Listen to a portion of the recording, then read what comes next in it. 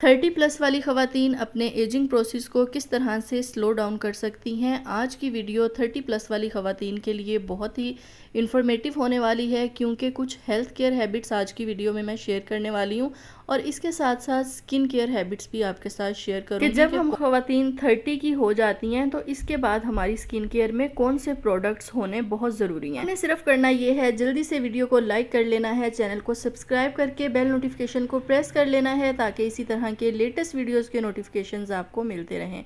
अस्सलाम वालेकुम जी, कैसी हैं मेरी सब प्यारी प्यारी बहनें। आई होप कि आप सब ठीक होंगी। बहुत सारी मेरी बहनें इतने प्यारे प्यारे कमेंट करती हैं, इतना मुझे मोटिवेट करती हैं, अप्रिशिएट करती हैं। Thank you so much all of you.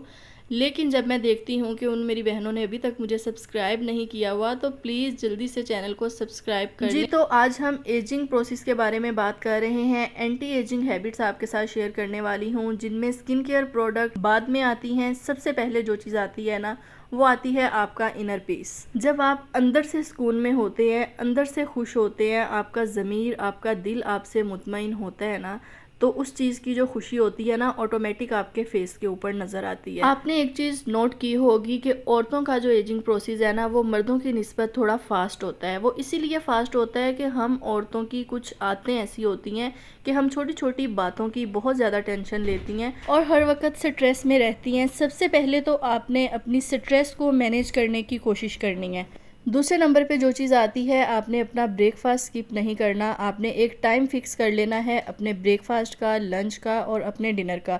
आपने उसी टाइम पे अपना मील लेना है जो टाइम आपने फ़िक्स किया हुआ है। आपने ज़्यादा देर भूखे बिल्कुल भी नहीं रहना। हम ख़वातीन की आदत होती है कि हम कामों को ज़्यादा प्रायोरिटी पे रखते हैं कि ये काम भी कर लें, वो काम भी कर लें, उसके बाद हम नाश्ता करेंगे। तो ये काम आपने नहीं करना और अपनी डाइट में आपने प्रोटीन का ज़्यादा से ज़्यादा इस्तेमाल करना है। डेली आपने हेल्दी मील लेना होता है। प्रोटीन, एग, योगर्ट, मिल्क, इन चीज़ों का आपने ज़्यादा इस्तेमाल करना है। यानी डेली अपनी डाइट में आपने इनमें से कोई ना कोई चीज़ ज़रूर लेनी है। यहाँ पर मैं अपने लिए ब्रेकफास्ट बना रही हूँ। 2 ऑमलेट मैं बनाती हूँ। मेरे पास जो भी वेजिटेबल अगर अवेलेबल हो, जैसा कि शिमला, गाजर, बंद गोभी और स्प्रिंग अनियन, इन सब चीज़ों को चॉप करके आप एक ऑमलेट जब बनाएंगे तो इसको खा के हम काफ़ी देर तक जो है ना फुलफिल फील करते हैं। Next thing is vitamin C, जिसे हम बिल्कुल भी ज़रूरी चीज़ नहीं समझते, लेकिन हमारी बॉडी को विटामिन सी की बहुत ज़्यादा ज़रूरत होती है। कोशिश किया करें कि जब विंटर होते हैं तो उस वक़्त विटामिन सी यानी ऑरेंज और मौसमी वगैरह का जब मौसम होता है ना, तो ज़्यादा से ज़्यादा उनका इनटेक किया करें ताकि आप विटामिन सी का जो सोर्स है ना, वो आपको मिलता रहे।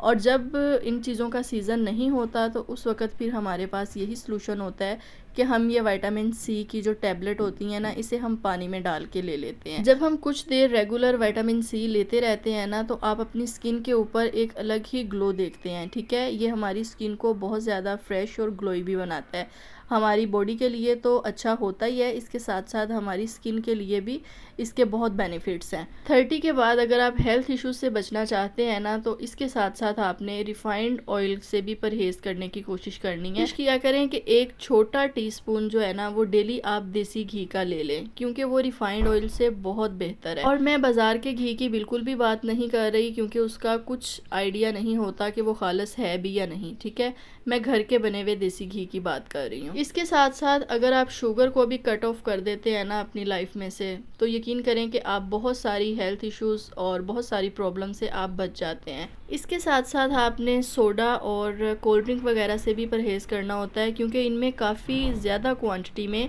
शुगर पाई जाती है। और जैसा कि आजकल समर है, तो आप पानी का इंटेक जो है वो ज़्यादा से ज़्यादा करें ताकि हमारी स्किन फ्रेश और ग्लोई रहे। और हमारी स्किन और बॉडी का हाइड्रेट होना बहुत ज़रूरी है। हमारी बॉडी अंदर से जितनी हाइड्रेट होती है, हमारी स्किन भी उतनी ही ग्लोई और फ्रेश होती है। और जब हमारी स्किन हाइड्रेट अंदर से होती है ना, तो उसके बाद फिर हमारी स्किन के ऊपर रिंकल्स भी जल्दी नहीं आते। नेक्स्ट थिंग इज़, चावल हम सबके घरों में बनते हैं। जब भी आपने चावल बनाने हैं ना, वॉश करके आपने चावलों को जब भिगोना है और जब आपने पकाने के लिए चावलों को स्टेन करना है, तो उस पानी को आपने फ्रिज में स्टोर कर लेना है एक स्प्रे बोतल में डाल के। आप 2 से 3 दिन तक इसे फ्रिज में रख के यूज़ कर सकती हैं। ये एक बेहतरीन फेस टोनर बन जाता है। 2 से 3 दिन आप इसको फेस के ऊपर स्प्रे कर लें और जब आपको लगे कि अब मुझे ये नया बनाना चाहिए तो उस वक़्त आप इसको, जो बाकी का बचेगा ना, उसे आपने वेस्ट नहीं करना। उसे आपने अपने बालों में स्प्रे कर लेना है, रूट्स के ऊपर स्प्रे कर देना है। इसके बहुत सारे जो है ना हेयर्स के लिए भी बेनिफिट्स हैं। आप यूट्यूब पे इस चीज़ को सर्च कर सकती हैं।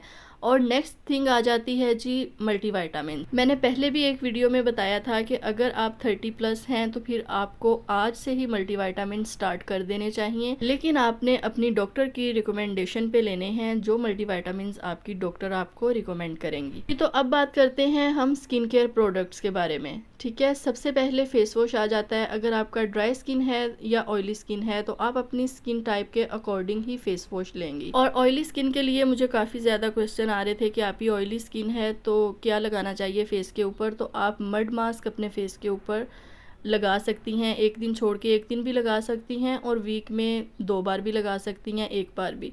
ठीक है, जैसे आपकी स्किन के लिए सूटेबल हो। अगर आपकी स्किन ऑयली है तो आप रोज़ वाटर के साथ मड मास्क का पेस्ट बनाएंगी, और अगर आपकी स्किन ड्राई है तो फिर आप मिल्क ऐड करके या योगर्ट ऐड करके मुल्तानी मिट्टी का मास्क रेडी कर सकती हैं। और कुछ मेरी बहनें कह रही थी कि आप ही कोई अच्छी सी स्किन केयर रूटीन बताएं कि स्किन के जो इशू हैं वो ख़त्म ही नहीं होते, एक इशू ख़त्म होता है तो दूसरा स्टार्ट हो जाता है। तो मेरी प्यारी बहनों, सबके साथ ऐसे ही होता है।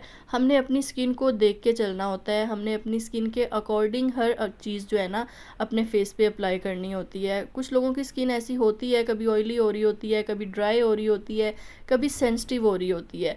तो जिस तरह की आपकी स्किन हो रही होगी आपने उसी के अकॉर्डिंग जो भी प्रोडक्ट यूज़ करना है ना वो करना है। अगर आपकी स्किन बहुत ज़्यादा ड्राई है तो फिर आप क्रीम मास्क यूज़ करेंगी, ठीक है, जो बहुत ही सॉफ्ट होता है, क्रीम की तरह होता है। और अगर आपकी स्किन ऑयली है ना तो फिर आप थोड़ा, जो हार्ड हो जाता है ना मास्क, ड्राई होने के बाद उसमें क्रैक आ जाते हैं, जैसे चावल के आटे का मास्क है या मुल्तानी मिट्टी का मास्क है, तो फिर आप ये वाला मास्क यूज़ करेंगी। ड्राई स्किन वाले ये वाला लाइट वेट मॉइस्चराइज़र यूज़ कर सकते हैं। इसके अलावा अगर आपकी स्किन ऑयली है तो फिर आप जेल बेस्ड मॉइस्चराइज़र यूज़ कर सकती हैं।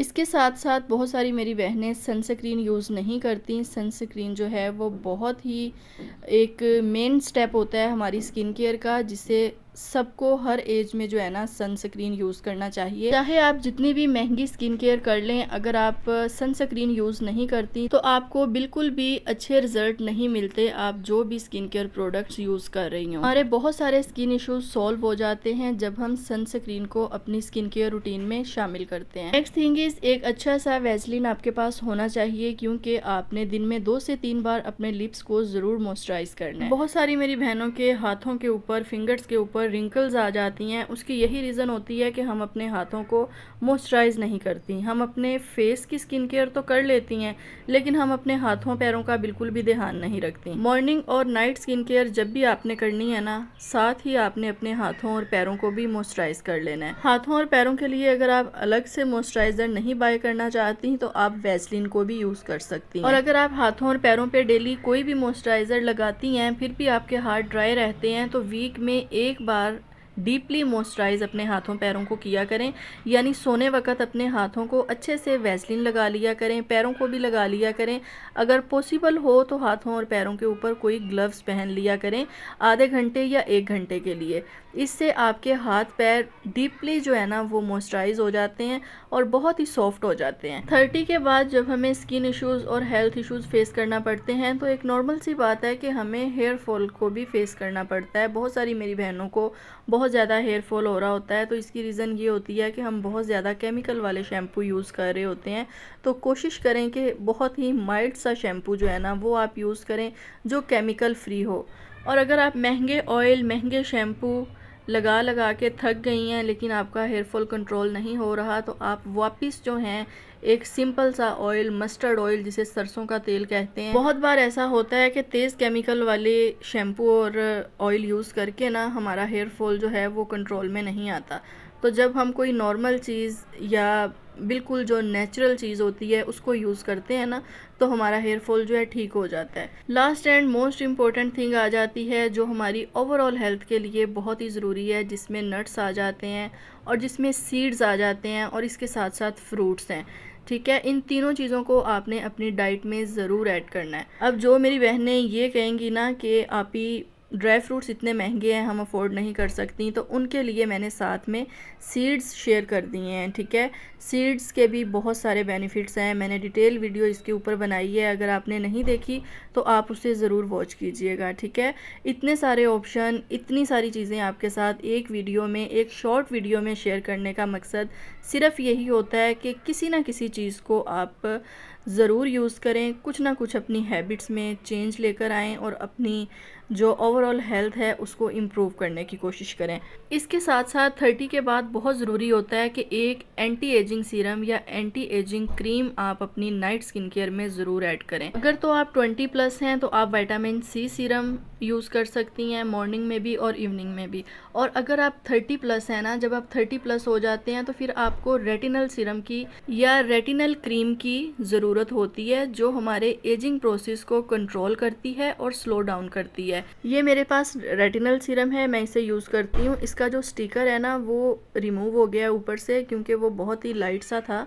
और ये ऑयली सीरम है, ऑयल बेस्ड सीरम है, तो वो जब मैं यूज़ करती हूँ ना तो वो बस हाथ लग जाता है, तो इस वजह से ऑयल लग लग के इसका स्टिकर ऊपर से उतर गया है। तो मैं ये वाला रेटिनल सीरम जो है यूज़ करती हूँ। और रेटिनल सीरम को यूज़ करने से पहले इसे किस तरह से यूज़ करना है आपने एक बार यूट्यूब पे सर्च करके इसे ज़रूर वॉच कर लेना। होप्स हो कि आज की वीडियो अच्छी लगी होगी। वीडियो को लाइक ज़रूर कीजिएगा। नेक्स्ट वीडियो में मिलेंगे। अल्लाह हाफिज़।